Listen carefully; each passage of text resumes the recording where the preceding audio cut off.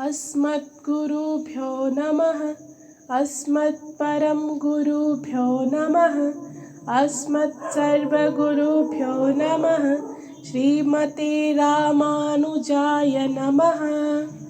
बृहस्पतिवार की कथा इस प्रकार है। प्राचीन समय की बात है। भारत में एक राजा राज्य करता था। वह बड़ा प्रतापी तथा दानी था। वह नित्य प्रति मंदिर में भगवान दर्शन करने जाता था। वह ब्राह्मण और गुरु की सेवा भी किया करता था। उसके द्वार से कोई भी याचक निराश होकर नहीं लौटता था। वह प्रत्येक गुरुवार को व्रत रखता एवं पूजन करता था। हर दिन गरीबों की सहायता करता था, परंतु यह सब बातें उसकी रानी को बिल्कुल अच्छी नहीं लगती थी। वह न व्रत करती और न किसी को एक भी पैसा दान में देती थी। वह राजा से भी ऐसा करने को मना किया करती थी। एक समय की बात है कि राजा शिकार खेलने वन को चले गए। घर पर रानी और दासी थी। उस समय गुरु बृहस्पति साधु का रूप धारण कर राजा के दरवाजे पर भिक्षा मांगने आए। साधु ने रानी से भिक्षा मांगी तो वह कहने लगी, हे साधु महाराज, मैं इस दान और पुण्य से तंग आ गई हूँ। इस कार्य के लिए तो मेरे पति देव ही बहुत है। अब आप ऐसी कृपा करें कि सारा धन नष्ट हो जाए तथा मैं आराम से रह सकूं।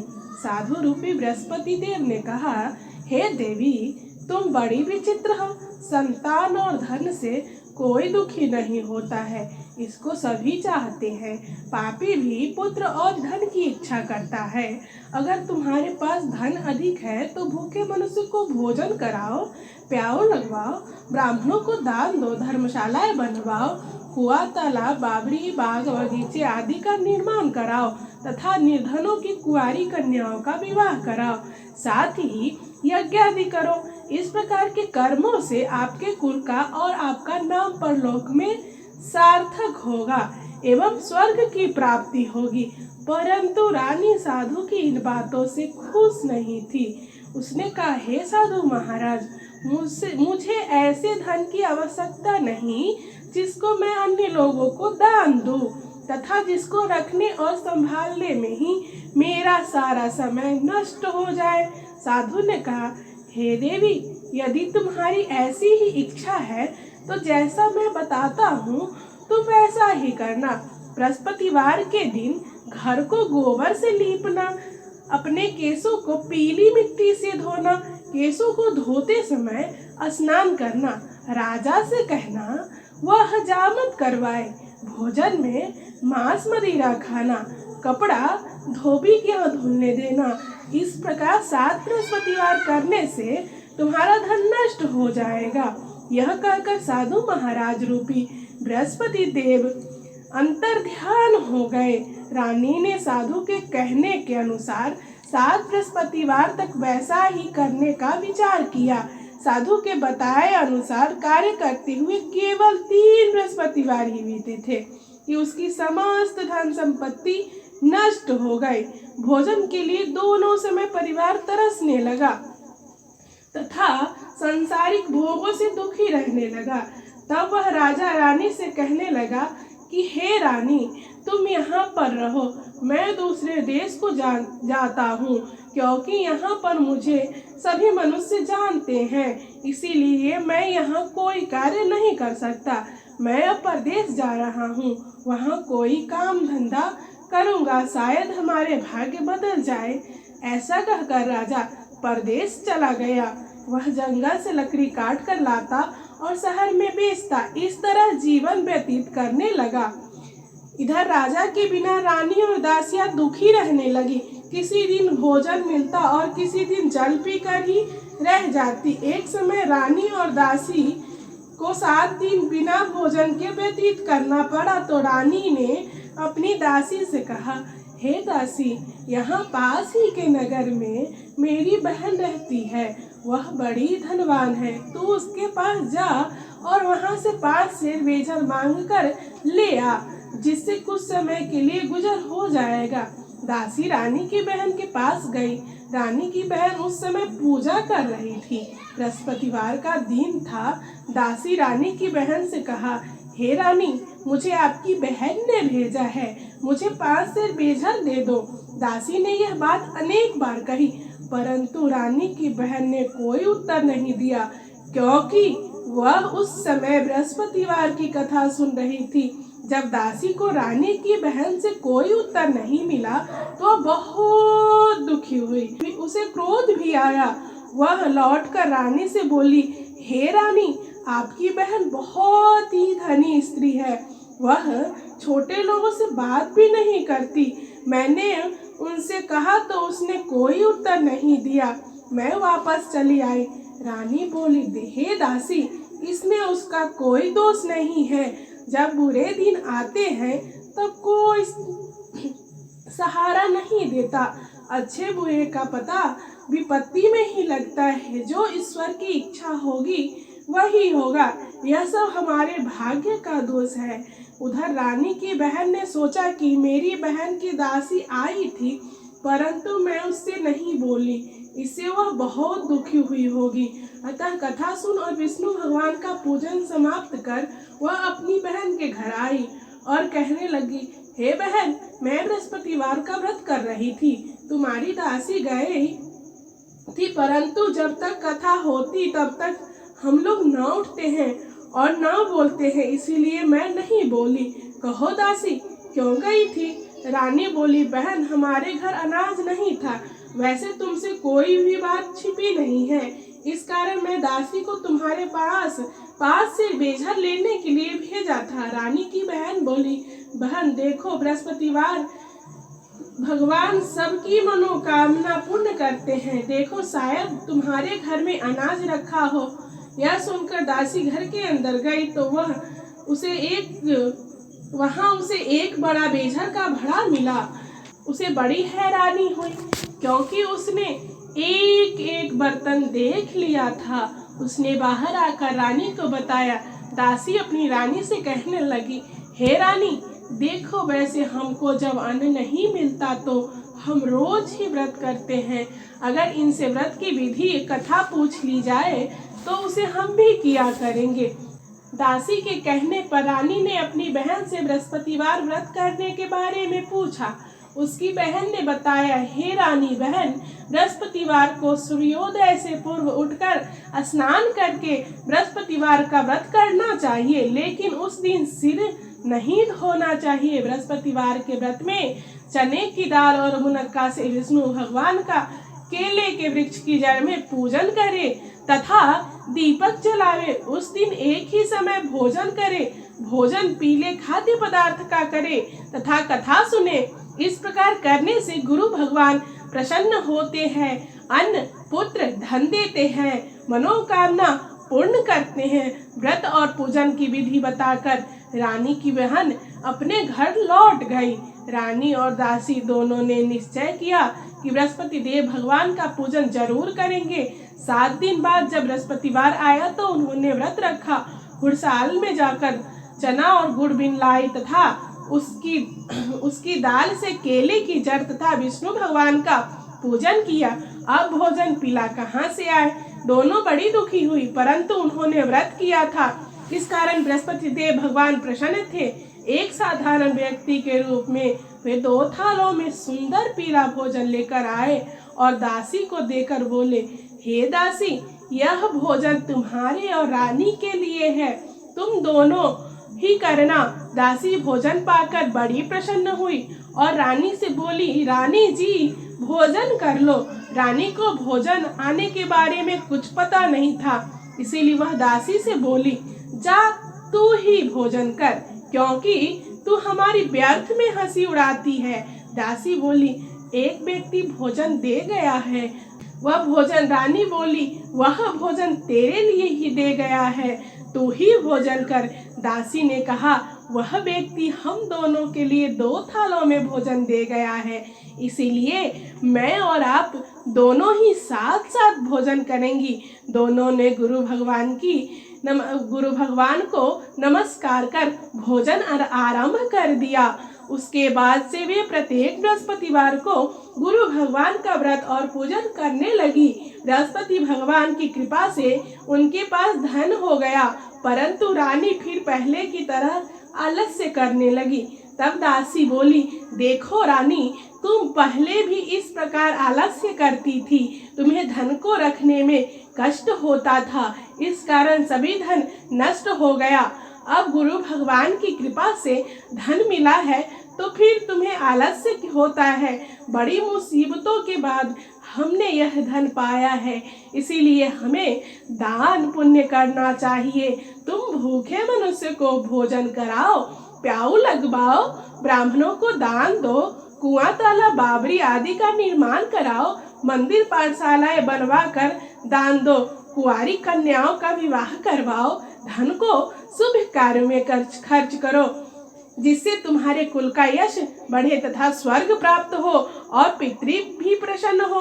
दासी की बात मानकर रानी ने इसी प्रकार के कर्म करने प्रारंभ कर दिए, जिससे उनका काफी यश फैलने लगा। एक दिन रानी और दासी आपस में विचार करने लगी कि न जाने राजा किस दशा में होंगे, उनकी कोई खोज खबर नहीं है। गुरु भगवान से उन्होंने प्रार्थना की और भगवान ने रात्रि में राजा को स्वप्न में कहा, हे राजा, उठ, तेरी रानी तुझको याद करती है, अब अपने देश को लौट जा। राजा प्रातः काल उठकर जंगल से लकड़ियां काट कर लाने के लिए जंगल की ओर चल पड़ा। जंगल से गुजरते हुए सोचने लगा, रानी की गलती कैसे उन्हें कितने दुख भोगने पड़े। रात पाट छोड़कर उसे जंगल में आकर रहना पड़ा। जंगल से लकड़ियां काटकर उन्हें बेचकर गुजारा करना पड़ा। उसी समय जंगल में बृहस्पति देव एक साधु का रूप धारण कर आए और राजा के पास आकर बोले, हे लकड़हारे, तुम इस सुनसान जंगल में किस चिंता में बैठे हो, मुझे बतलाओ। यह सुन राजा के नेत्रों में जल भर आया और साधु की वंदना कर बोला, हे प्रभु, आप सब कुछ जानने वाले हैं। इतना कहकर राजा ने साधु को अपनी संपूर्ण कहानी सुना दी। महात्मा दयालु होते हैं। वे राजा से बोले, हे राजा, तुम्हारी पत्नी ने बृहस्पति देव के प्रति अपराध किया था, जिसके कारण तुम्हारी यह दशा हुई है। अब तुम किसी प्रकार की चिंता मत करो, भगवान तुम्हें पहले से अधिक धन देंगे। देखो, तुम्हारी पत्नी ने बृहस्पतिवार का व्रत प्रारंभ कर दिया है। अब तुम भी बृहस्पतिवार का व्रत करके चने की दाल व गुड़ जल के लोटे में डालकर केले का पूजन करो, फिर कथा कहो। या सुन, भगवान तुम्हारी सब मनोकामना को पूर्ण करेंगे। साधु को प्रसन्न देखकर राजा बोले, हे प्रभु, मुझे लकड़ी बेचकर इतना भी पैसा नहीं बचता जिससे भोजन करके उपरांत कुछ बचा सकूं। मैं रात्रि में अपनी रानी को व्याकुल देखा है। मेरे पास कोई साधन नहीं जिससे समाचार जान सकूं। फिर मैं बृहस्पति देव की क्या कहानी कहूँ, मुझको तो कुछ भी मालूम नहीं है। साधु ने कहा, हे राजा, तुम किसी बात की चिंता मत करो। बृहस्पतिवार के दिन तुम रोजाना की तरह लकड़ियां लेकर शहर में जाओ। तुम्हें रोज से दुगुना धन प्राप्त होगा, जिससे तुम भली भांति भोजन कर लोगे तथा बृहस्पति देव की पूजा का सामान भी आ जाएगा। बृहस्पति देव की कथा इस प्रकार है। प्राचीन काल में एक बहुत ही निर्धन ब्राह्मण था। उसके कोई संतान नहीं थी। वह नित्य पूजा पाठ करता, परंतु उसकी स्त्री बहुत मलिनता के साथ रहती थी। वह न स्नान करती और न किसी देवता का पूजन करती।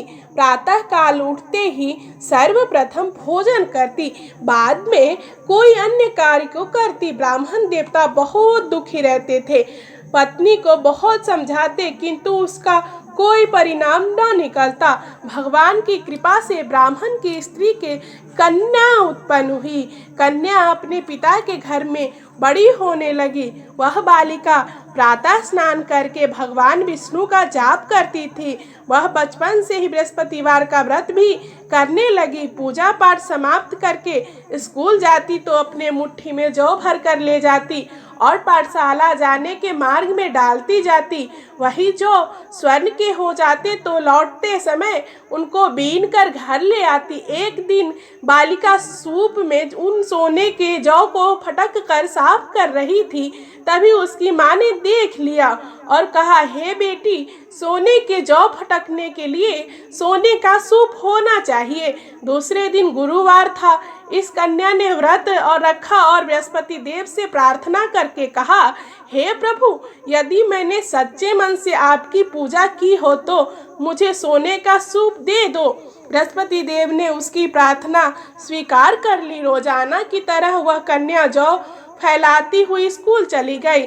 स्कूल से लौटकर जब वह जौ बीन रही थी तो बृहस्पति देव की कृपा से उसे सोने का सूप मिल गया। उसे वह घर ले आई और उससे जौ साफ करने लगी, परंतु उसकी माँ का वही ढंग रहा। एक दिन की बात है, वह कन्या सोने के सूप में जौ साफ कर रही थी। उस समय उस नगर का राजकुमार वहां से होकर निकला। इस कन्या के रूप और सोने के सूप में जौ साफ करते देखकर वह उस कन्या पर मोहित हो गया। राजमहल आकर वह भोजन तथा जल त्याग कर उदास होकर लेट गया। राजा को जब राजकुमार द्वारा अन्न जल त्यागने का समाचार ज्ञात हुआ तो अपने मंत्री के साथ वह अपने पुत्र के पास गए और बोले, हे बेटा, तुम्हें किस बात का कष्ट है? किसी ने अपमान किया है अथवा कोई और कारण है? मुझे बताओ, मैं वही करूँगा जिससे तुम्हें प्रसन्नता हो। राजकुमार ने अपने पिता की बात सुनी तो वह बोला, हे पिताजी, मुझे आपकी कृपा से किसी बात का दुख नहीं है। किसी ने मेरा अपमान नहीं किया है, परंतु मैं उस लड़की के साथ विवाह करना चाहता हूँ जो सोने के सूप में जौ साफ कर रही थी। यह सुन राजा आश्चर्य में पड़ गया और बोला, हे बेटा, इस तरह की कन्या का पता तुम ही लगाओ, मैं उसके साथ तुम्हारा विवाह अवश्य करवा दूंगा। राजकुमार ने राजा को उस लड़की के घर का पता बतलाए। मंत्री उस लड़की के घर गया और राजा का आदेश ब्राह्मण को सुनाया। कुछ ही दिन बाद ब्राह्मण की कन्या का विवाह राजकुमार के साथ संपन्न हो गया। कन्या के घर से जाते ही उस ब्राह्मण देवता के घर में पहले की भांति गरीबी का निवास हो गया। अब भोजन के लिए भी अन्न बड़ी मुश्किल से मिलता। एक दिन दुखी होकर ब्राह्मण अपनी पुत्री से मिलने गया। बेटी ने पिता की दुख की अवस्था को देखकर और अपनी माँ का समाचार पूछा। ब्राह्मण ने सभी हाल कहा। कन्या ने बहुत सा धन देकर अपने पिता को विदा कर दिया। इस तरह ब्राह्मण का कुछ समय सुखपूर्वक व्यतीत हुआ, लेकिन कुछ दिन बाद फिर वही हाल हो गया।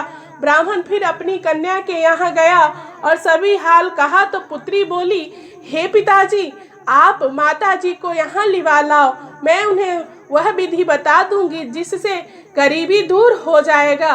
ब्राह्मण देवता अपनी स्त्री को साथ लेकर अपनी पुत्री के पास राजमहल में पहुँचे तो पुत्री अपनी माँ को समझाने लगी, हे माँ, तुम प्रातः काल उठकर प्रथम स्नान आदि करके विष्णु भगवान का पूजन करो तो सब दरिद्रता दूर हो जाएगी। परंतु उसकी माँ ने उसकी एक बात नहीं मानी। वह प्रातः काल उठकर अपनी पुत्री का बचा जूठन खा लेती थी। एक दिन उसकी पुत्री को बहुत गुस्सा आया। उसने एक रात एक कोठरी से सारा सामान निकाल दिया और अपनी माँ को उसमें बंद कर दिया। प्रातः उसमें से उसे निकाला तथा स्नान आदि करा के पूजा पाठ करवाया तो उसकी माँ की बुद्धि ठीक हो गई। उसके बाद वह नियम से पूजा पाठ करती और प्रत्येक बृहस्पतिवार को व्रत रखने लगी। इस व्रत के प्रभाव से उसकी माँ भी बहुत धनवान हो गई और बृहस्पति देवता के प्रभाव से स्वर्ग को गई। वह ब्राह्मण भी सुखपूर्वक इस लोक का सुख भोग कर स्वर्ग को प्राप्त हुआ। इस तरह कहानी कहकर साधु देवता वहां से लोप हो गए। धीरे धीरे समय व्यतीत होने लगा, पर फिर बृहस्पतिवार का दिन आया। राजा जंगल से लकड़ी काटकर किसी शहर में बेचने लगा। उस दिन से और दिनों से अधिक धन मिला। राजा ने चना गुड़ आदि लाकर बृहस्पतिवार का व्रत किया। उस दिन से उसकी सभी क्लेश दूर हो गई। परंतु जब अगला गुरुवार का दिन आया तो वह बृहस्पति का व्रत करना ही भूल गया। इस कारण बृहस्पतिवार भगवान नाराज हो गए। उस दिन उस नगर के राजा ने विशाल यज्ञ का आयोजन किया था तथा अपने समस्त राज्य में घोषणा करवा दी कि कोई भी मनुष्य अपने घर में भोजन न बनाए तथा आग भी न जलाए। समस्त लोग मेरे यहाँ भोजन करने आवे। इस आज्ञा को जो न मानेगा उसको फांसी की सजा दी जाएगी। राजा की आज्ञा अनुसार राज्य के सभी वासी राजा के घर पे भोजन में सम्मिलित हुए, लेकिन लकड़हारा कुछ देर से पहुंचा, इसीलिए राजा उसको अपने साथ महल में ले गए। जब राजा लकड़हारे को भोजन करा रहे थे तो रानी की दृष्टि उस खूंटी पर पड़ी जिस पर उसका हार लटका हुआ था। उसे हार खूंटी पर लटका दिखाई नहीं दिया। रानी को निश्चय हो गया कि मेरा हार इसी लकड़हारे ने चुरा लिया है। उसी समय सैनिक बुलवाकर उसको जेल में डालवा दिया। जब लकड़हारा जेल खाने में गया तो बहुत दुखी होकर विचार करने लगा कि न जाने कौन से पूर्व जन्म के कर्म से मुझे यह सब दुख प्राप्त हुआ है, और उसी साधु को याद करने लगा जो जंगल में मिला था। तत्काल बृहस्पति देव साधु के रूप में प्रकट हो गए और उसकी दशा को देखकर कहने लगे, अरे मूर्ख, तूने बृहस्पति देवता की कथा नहीं कही, इसी कारण तुझे दुख प्राप्त हुआ है। अब चिंता मत कर, बृहस्पतिवार के दिन जेल खाने के दरवाजे पर 4 पैसे पड़े मिलेंगे, उससे तू बृहस्पति देव की पूजा करना तो तेरे सभी कष्ट दूर हो जाएंगे। अगले बृहस्पतिवार उसे जेल के द्वार पर 4 पैसे मिले। राजा ने पूजा का सामान मंगवा कर कथा कही और प्रसाद बांटा। उसी रात्रि को बृहस्पति देव ने उस नगर के राजा को स्वप्न में कहा, हे राजा, तूने जिस आदमी को जेल खाने में बंद कर दिया है वह निर्दोष है, वह राजा है, उसे छोड़ देना। रानी का हार उसी खूंटी पर लटका हुआ है। अगर तू ऐसा नहीं करेगा तो मैं तेरे राज्य को नष्ट कर दूंगा। राजा प्रातःकाल उठा और खूंटी पर हार टंगा देखकर लकड़हारे को बुलवाकर क्षमा मांगी तथा राजा के योग्य सुंदर वस्त्र आभूषण भेंट कर उसे विदा किया। गुरुदेव की आज्ञा अनुसार राजा अपने नगर को चल दिया। राजा जब नगर के निकट पहुंचा तो उसे बड़ा ही आश्चर्य हुआ। नगर में पहले से अधिक बाग, तालाब और कुएं तथा बहुत सी धर्मशालाएं, मंदिर आदि बने हुए थे। राजा ने पूछा कि यह किसका बाग और धर्मशाला है? तब नगर के सब लोग कहने लगे कि यह सब रानी और दासी द्वारा बनवाए गए हैं। राजा को आश्चर्य हुआ और गुस्सा भी आया। जब रानी ने खबर सुनी कि राजा आ रहे हैं तो उसने अपनी दासी से कहा, हे दासी, देख राजा हमको कितनी बुरी हालत में छोड़ गए थे। वह हमारी ऐसी हालत देखकर लौट न जाए, इसीलिए तू दरवाजे पर खड़ी हो जा। रानी की आज्ञा अनुसार दासी दरवाजे पर खड़ी हो गई। जब राजा आए तो उन्होंने अपने साथ महल में लिवा लाई। तब राजा ने क्रोध करके अपनी तलवार निकाली और पूछने लगा, बताओ यह सब धन तुम्हें कैसे प्राप्त हुआ है?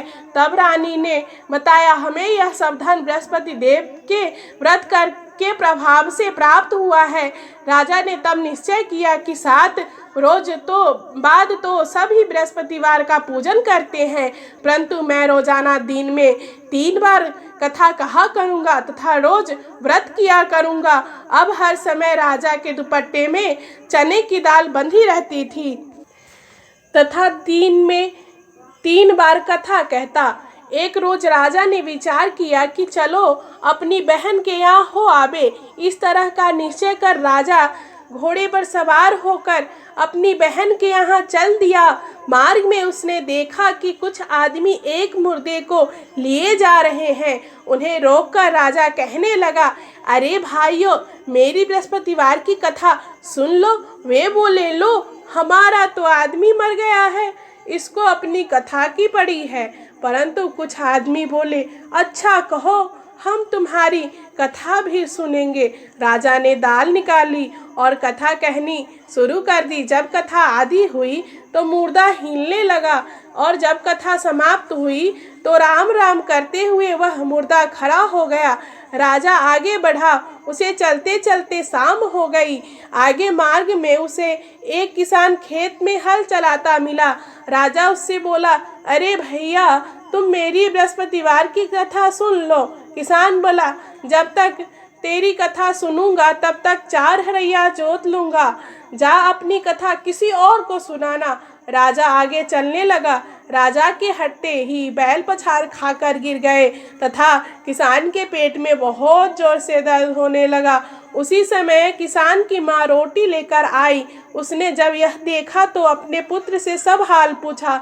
बेटे ने सभी हाल कहा। बुढ़िया दौड़ी दौड़ी उस घुड़सवार के पास गई और उससे बोली, मैं तेरी कथा सुनूंगी, तू अपनी कथा मेरे खेत पर ही चलकर कहना। राजा ने लौटकर बुढ़िया के खेत पर जाकर कथा कही, जिसके सुनते ही बैल खड़े हो गए तथा किसान के पेट का दर्द भी बंद हो गया। राजा अपनी बहन के घर पहुंच गया। बहन ने भाई की खूब मेहमानी की। दूसरे रोज प्रातःकाल राजा जगा तो वह देखने लगा कि सब लोग भोजन कर रहे हैं। राजा ने अपनी बहन से जब पूछा कि ऐसा कोई मनुष्य है जिसने भोजन नहीं किया हो, जो मेरी बृहस्पतिवार की कथा सुन ले, तो बहन बोली, हे भैया, यहाँ देश ऐसा ही है। पहले यहाँ के लोग भोजन करते हैं, बाद में अन्य काम करते हैं। अगर पड़ोस में कोई हो तो देख आती हूँ। ऐसा कहकर बहन देखने चली गई, परंतु उसे कोई भी ऐसा व्यक्ति नहीं मिला जिसने भोजन न किया हो। वह एक कुम्हार के घर गई जिसका लड़का बीमार था। उसे मालूम हुआ कि उसके यहाँ 3 दिन से किसी ने भोजन नहीं किया है। रानी ने अपने भाई की कथा सुनने के लिए कुम्हार से कहा। वह तैयार हो गया। राजा ने जाकर बृहस्पतिवार की कथा कही, जिसको सुनते ही उसका लड़का ठीक हो गया। अब तो राजा की प्रशंसा होने लगी। एक दिन राजा ने अपनी बहन से कहा, हे बहन, मैं अपने घर जाऊंगा, तुम भी तैयार हो जाओ। राजा की बहन ने अपनी सास से अपने भाई के साथ जाने की आज्ञा मांगी। सास बोली, चली जा, परंतु अपने लड़कों को मत ले जाना, क्योंकि तेरे भाई का कोई संतान नहीं है। बहन ने अपने भाई से कहा, हे भैया, मैं तो चलूंगी, परंतु कोई बालक नहीं जाएगा। राजा ने कहा, जब कोई बालक ही नहीं चलेगा तब तुम जाकर ही क्या करोगी। दुखी मन से राजा अपने नगर को लौट आया। राजा ने अपनी रानी से कहा, हम निसंतान हैं, इसीलिए कोई हमारे घर आना पसंद नहीं करता। इतना कहकर वह बिना भोजन आदि किए सैया पर लेट गया। रानी बोली, हे प्रभु, बृहस्पति देव ने हमें सब कुछ दिया है, वह हमें संतान भी अवश्य देंगे। उसी रात बृहस्पति देव ने राजा को स्वप्न में कहा, हे राजा, उठ, सभी सोच त्याग दे, तेरी रानी गर्भवती है। राजा को यह जानकर बड़ी खुशी हुई। 90 महीने रानी के गर्भ से एक सुंदर पुत्र पैदा हुआ। जब राजा की बहन ने यह सब शुभ समाचार सुना तो वह बहुत खुशी हुई तथा बधाई लेकर अपनी भाई के यहाँ आई। तभी रानी ने कहा, घोड़ा चढ़कर नहीं आई, गधा चढ़ी चली आई। राजा की बहन बोली, हे भैया, मैं इस प्रकार न कहती तो तुम्हें औलाद कैसे मिलता। बृहस्पति देव ऐसे ही हैं, जिसको मन में जो कामनाएं रहती है सभी को पूर्ण करते हैं। जो सद्भावना पूर्वक बृहस्पतिवार का व्रत करता है एवं पढ़ता है अथवा सुनता है और दूसरों को सुनाता है, बृहस्पति देव उसकी सभी मनोकामना पूर्ण करते हैं। बृहस्पति देव उनकी सदैव रक्षा करते हैं। जो संसार में सद्भावना व सच्चे हृदय से बृहस्पति देव का पूजन करते हैं, उनकी सभी मनोकामनाएं उसी प्रकार पूर्ण होती है। जो संसार में भगवान के लिए ही जीता है, उनकी बृहस्पति देव सदैव रक्षा करते हैं। बृहस्पति देव की कथा का गुणगान किया राजा रानी ने। सभी इच्छाएं बृहस्पति देव ने पूर्ण की। मनुष्य को हृदय से उनका मनन करते हुए जयकार करना चाहिए। बोलिए बृहस्पति भगवान की जय। जय जय लक्ष्मी नारायण भगवान की जय। आप सभी ने बृहस्पतिवार व्रत कथा सुनी, इसके लिए धन्यवाद। आप सभी से अनुरोध है कि हमारे YouTube चैनल को जरूर सब्सक्राइब करें और अपने मित्रों में शेयर करना ना भूलें। आप सभी को धन्यवाद। जय श्री नारायण।